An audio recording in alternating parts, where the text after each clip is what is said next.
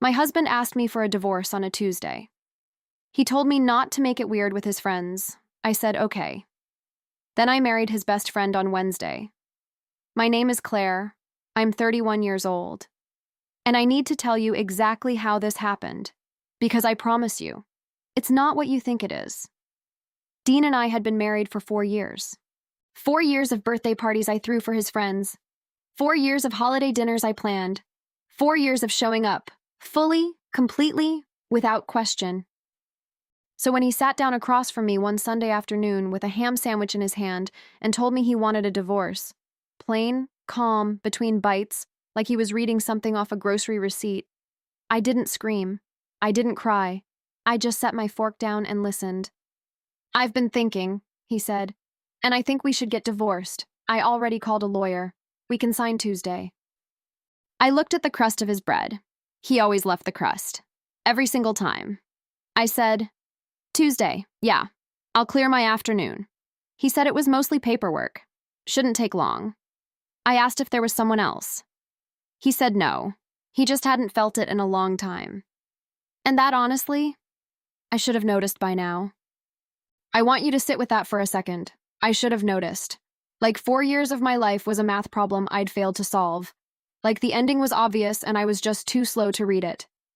Then he said the part that has lived rent-free in my head ever since. He said, the group is going to make this weird, so do me a favor, don't turn it into drama. They're my friends. You kind of came in through me. I had known every single one of those people for 4 years. I threw their birthday parties. I drove Owen, one of Dean's closest friends, to the emergency room the night his appendix burst and sat in that waiting room until 4 in the morning. I made soup from scratch when Rory's father died. But according to Dean, I was a house guest who had stayed too long. I said, okay. He looked relieved. He patted my hand, the way you pat someone's hand when they agree to reschedule a dinner reservation, and that was that. The rest of that week happened fast. He packed his half of the apartment. He told me to keep the couch because it didn't fit his new place anyway. He kept the good knives. He took our dog, her name was Pepper, to his mother Sky's house until things settle. She never came back. And then he texted me a list. An actual list. Of which friends he was keeping and which ones I was still allowed to talk to. Like he was dividing up a record collection. Tuesday came. Dean brought Owen to the signing. For support. His own support. Owen sat in the hallway looking like he wanted to dissolve into the floor. I signed the papers. Dean was cheerful about it. He thanked the lawyer on the way out for making it painless. In the parking lot, he checked his phone, smiled at something on the screen, and told me he had to run. He had plans. Then he asked Owen to drive me home. He handed me off like a coat he was done wearing. I got into Owen's car. We sat there for a second. He didn't start the engine. And then Owen said, I have to tell you something, and I should have said it a long time ago. He told me Dean had been seeing someone for months. Her name was Iris. He'd met her at a conference back in June. He told me Dean had joked about the divorce at poker, called the marriage a bad investment, said he was trimming, and the guys had laughed. He told me he had hated watching it. And then, quietly, like it had been waiting a long time to be said, he told me the rest. That he had thought about me for longer than a best friend should ever admit out loud. That he'd kept his mouth shut for Dean's sake, for years. That the parking lot, that moment, was the first time he'd ever let himself say it. I didn't respond right away. I watched a woman across the parking lot loading groceries into her trunk, just living her Tuesday afternoon, completely unaware. Then I turned to Owen and asked him one question. Are you free Wednesday? He looked at me, and then, slowly, like he was making a decision he'd been postponing for a very long time, he nodded. We went to the courthouse on Wednesday afternoon. No guests, no flowers, no party, just Owen, me, and his sister Marley, who agreed to be our witness and cried the entire time. The good kind of crying, the kind that means something real is happening. The clerk asked if we were sure. We both said yes at the exact same time. It was fast. It was real. And I want to be clear about something before I keep going, because I know what this looks like from the outside. This was not revenge. Owen and I weren't two people who blew up a marriage for a dramatic twist. We were two people who had been standing next to each other for 4 years, at birthday parties, in hospital waiting rooms, at dinner tables, and had finally, for the first time, turned and actually looked at each other. The timing was what it was. The Tuesday made the Wednesday possible. Owen called Dean himself that afternoon. Told him straight. No hedging, no drama. Just the facts. Thursday morning, Dean called me. I let the first call ring out. Then I answered the second one.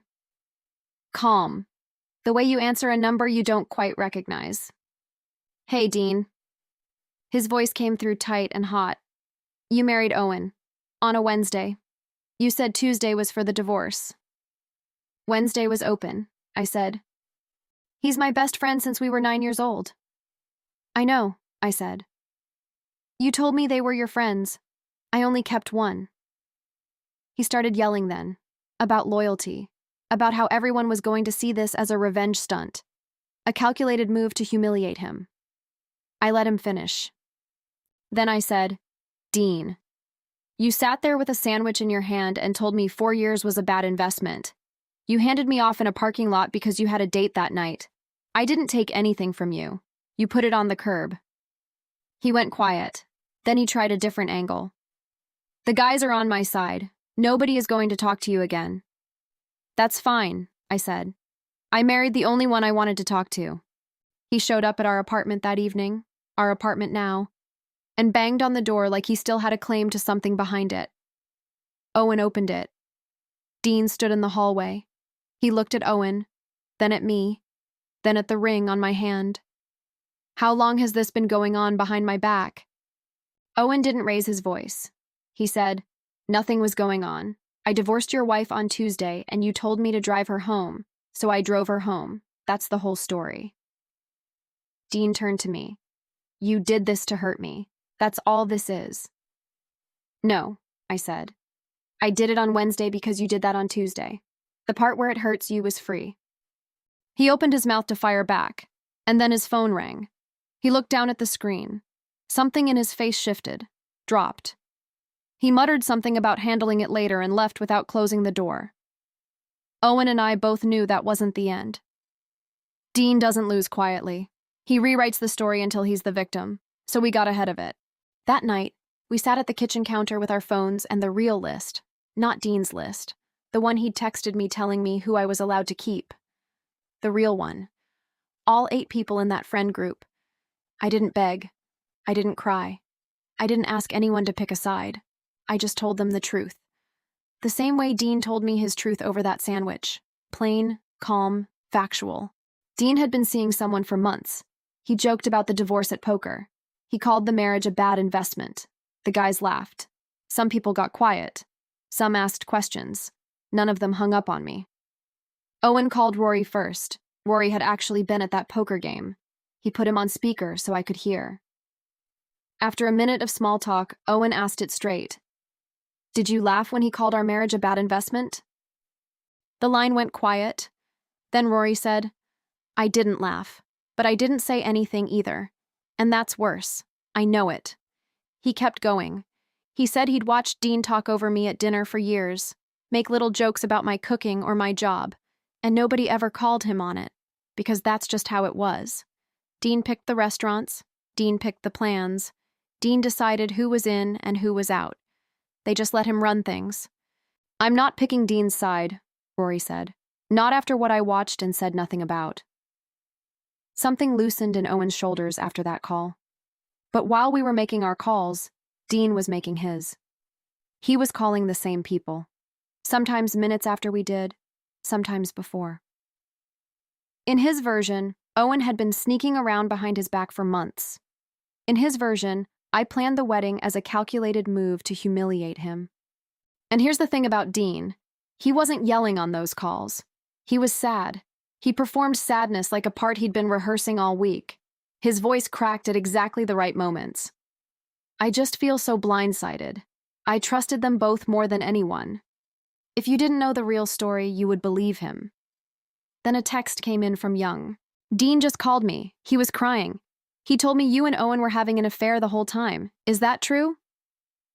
I typed back one line. If I was having an affair, why did he look relieved when I signed the papers? The 3 dots appeared, disappeared. Then she called me. He did look relieved, she said quietly, like she was remembering something she'd pushed down. Then she told me something I hadn't known. A few weeks before Dean told me, before the Sunday before the sandwich, he had taken Young out for coffee and told her, smiling.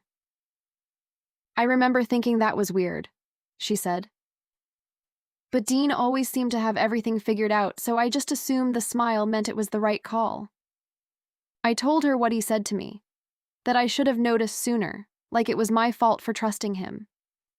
That sounds like him, she said. Make you feel dumb for trusting him, then act like he did you a favor by leaving.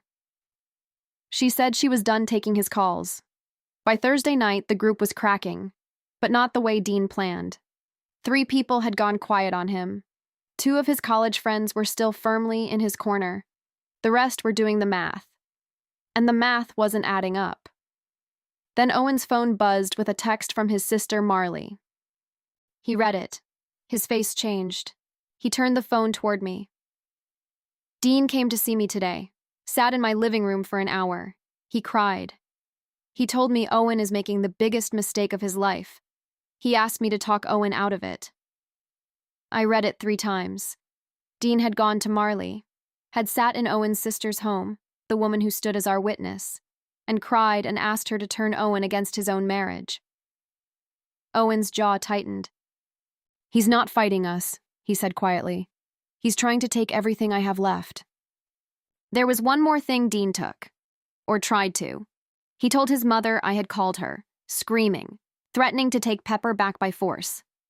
He said it happened Wednesday night, the exact window when we were at the courthouse, when we had no alibi because we were getting married. He built the lie with corners and edges so it would fit into the gaps we couldn't fill. Saturday, the 3 of us drove to Sky's house, Owen, Marley, and me. I could hear Pepper barking from inside before we even knocked, and my chest got so tight I had to breathe through it. Sky opened the door. Her face went from confused to cold in half a second. You brought her here after what she did to my son? Owen said, calm. What did she do, Sky?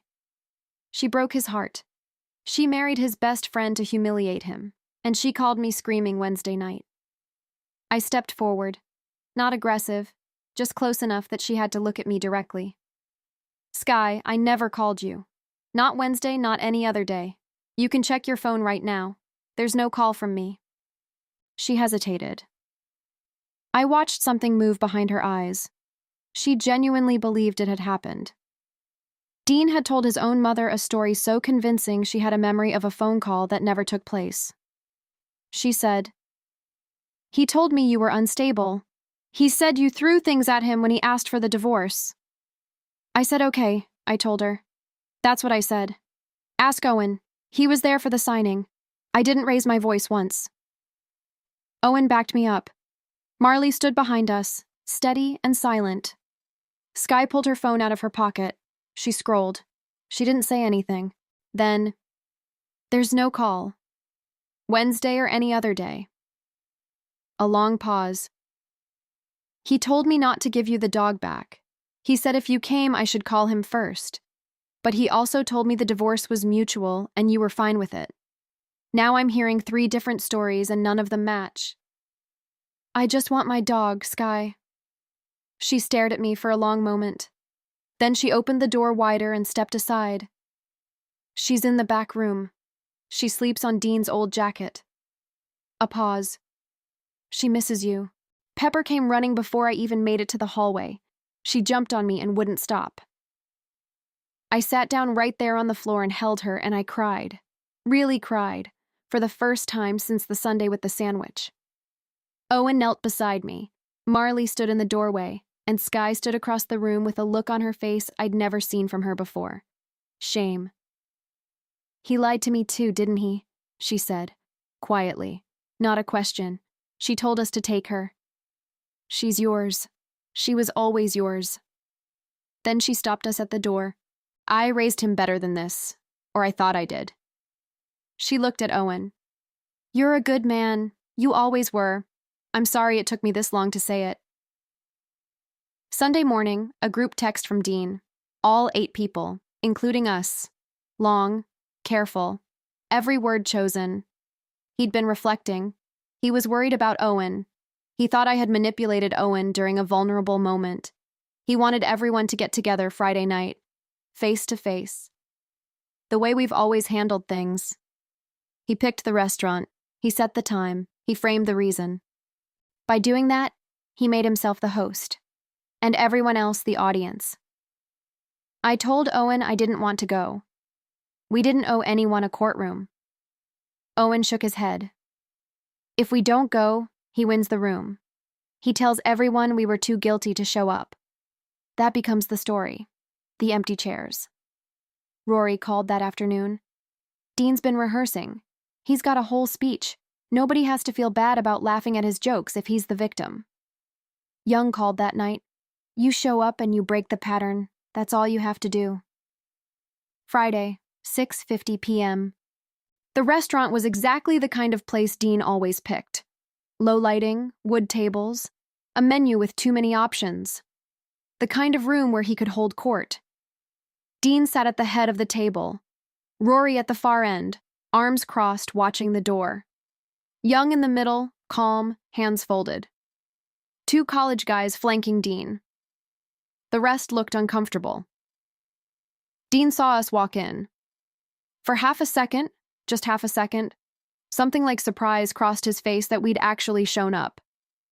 Then he reset to sad. He stood.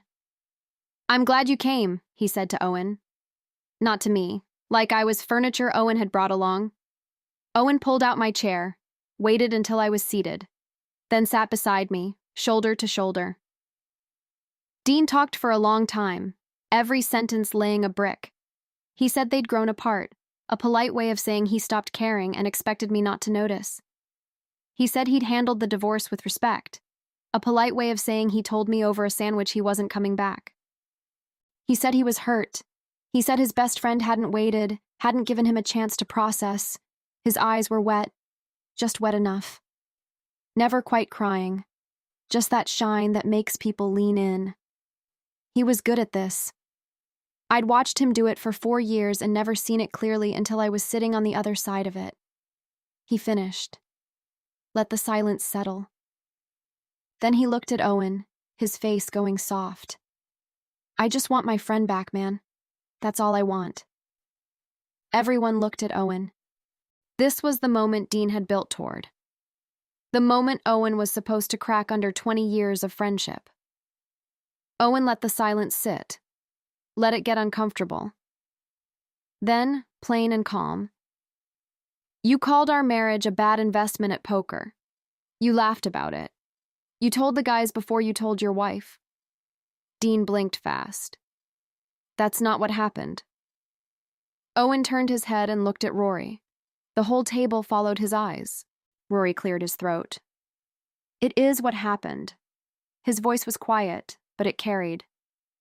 I was there, you said, cutting my losses. And you were smiling when you said it. Dean's jaw shifted. Rory didn't look away. And then I spoke. I hadn't planned to. It just came out. The same way Dean said his truth to me over that sandwich. Plain, calm. Like I was reading items off a list everyone already knew. You told me on a Sunday that 4 years was over. You told me on a Tuesday not to make it weird with your friends. You texted me a list of who I was allowed to keep talking to.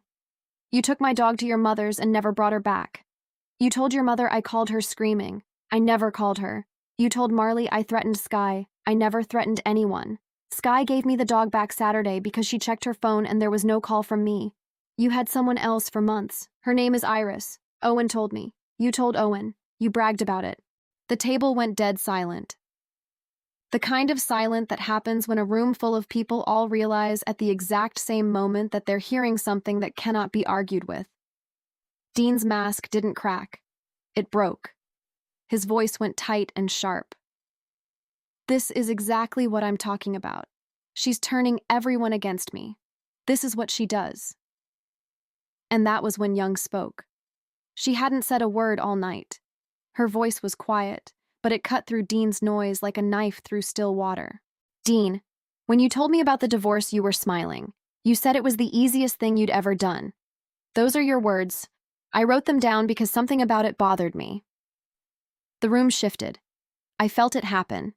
The college loyalist looked at Dean with a different face than 5 minutes ago. Not angry, just confused, like the picture on the box didn't match what was inside. Dean looked around the table, face by face, searching for what he always found, someone to back him up. He didn't find it, not in Rory, not in Young, not in the two in the middle who were looking at him the way you look at someone you're seeing clearly for the first time. Not even in his loyalists, who couldn't meet his eyes. Dean stood. His chair scraped back hard. He pointed at Owen, his hand shaking. You were supposed to be my brother. His voice cracked. Owen met his eyes. Didn't stand. Didn't lean forward. Didn't raise his voice. And she was supposed to be your wife. You didn't treat her like it. A pause. I will. Dean stood there breathing, his eyes sweeping the table one last time. Nobody spoke. Nobody said, Dean, wait. He grabbed his jacket, walked to the door, stopped, turned and looked at me. I didn't look away.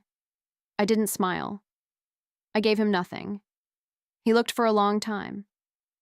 Then he walked out. The whole table exhaled at once. Rory picked up his menu. So, are we ordering? Tuesday morning. I poured coffee. Pepper ate her breakfast by the stove. My ring caught the light when I reached for the mug. Owen kissed my temple on his way out. I didn't think about Dean.